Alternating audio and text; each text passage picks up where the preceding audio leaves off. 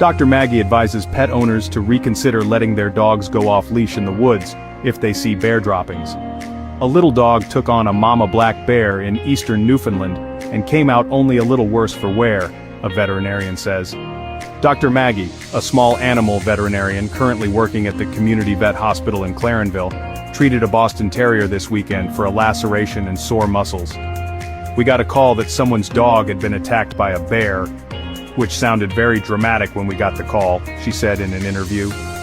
"The dog just had one small little laceration, which is not usually the situation when you hear bear versus dog." The incident took place at a cabin near Clarenville. While she said there were bear droppings in the area, the dog's owners told her they hadn't seen a bear on the property in 25 years. Dr. Maggie said the owner was locking up a greenhouse when she spotted a black bear. "There's a reason we use the term mama bear to, imply someone is very protective," said Dr. Maggie. Spotting the bear, she said the little dog ran toward the danger. "They are fighters and they don't realize that they are small, and the owner was there and saw it, so she ran after her dog to scoop him up," Dr. Maggie said. "A small fence prevented the dog from getting next to the bear," she said, "but the bear was able to get a swipe in. Luckily, the owner was able to grab her dog and get out of there.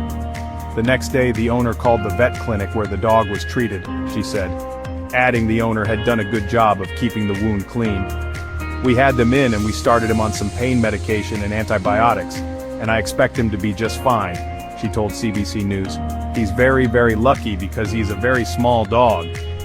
Unusual case. Dr. Maggie said fortunately in this case the dog will be fine despite going up against a black bear. "Boston Terriers are definitely much smaller than a bear," she said, "but dogs don't necessarily think through their decisions, and he just sort of saw something interesting and he went towards it, not knowing that, there's a cub there and that's going to be a problem." Dr. Maggie said, "Cases like this are not common," adding Newfoundland doesn't have a large bear population. "The large animals are more reclusive and tend to stay away from people. But this is the time of year where they do have their cubs and they're wandering about," she warned. "Bears will stand their ground if they are protecting their young," she added.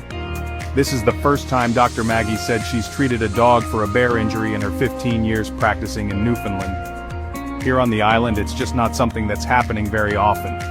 Dr. Maggie advised pet owners to reconsider letting their dogs off leash if they see possible indicators a bear is nearby, like droppings.